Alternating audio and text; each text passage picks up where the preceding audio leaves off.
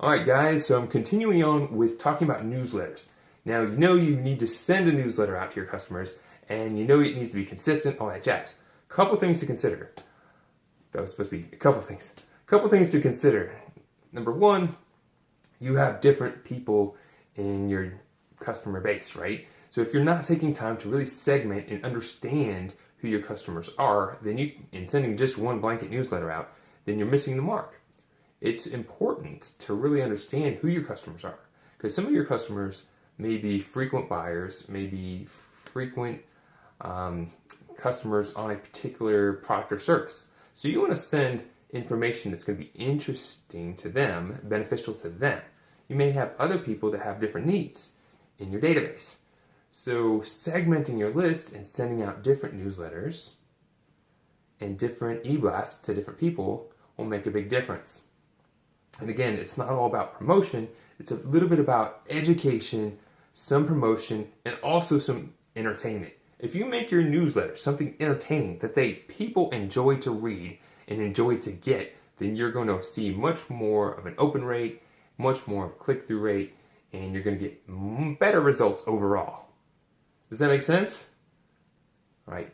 Now another thing to consider, and this is where a lot of people say, I don't know about that, is consider doing a physical mailed newsletter. What?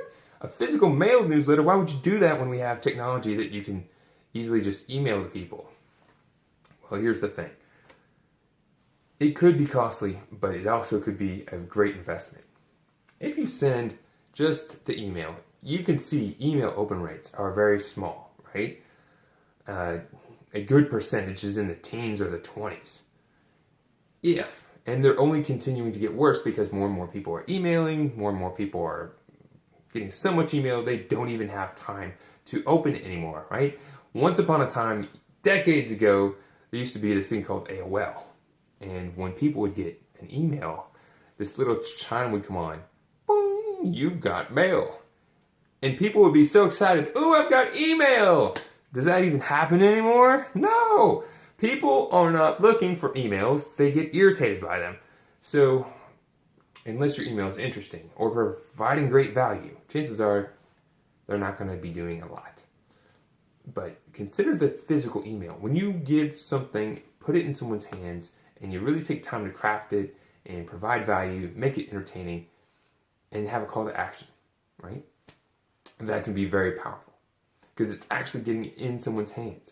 Now, if it's just junk mail, if it's just like a little flyer and it doesn't really have anything of interest to the person you're sending it to, then it goes in the junk mail. But if you actually take time to think about how you can provide value to your customers, and maybe you don't send it to all your customers, but maybe you send it to a segment, and then see what the results are. Because chances are you can get a really good return from doing this. This example in this strategy guide talks about a woman who invested $24 and got $4,000 just from taking the time to regularly invest in connecting with her customers. So if you want the strategy guide, make sure that you download it, look over all these strategies, and then actually take time to implement them in your business. And if you have any questions or feedback, I'd love to hear in the comments. Thank you.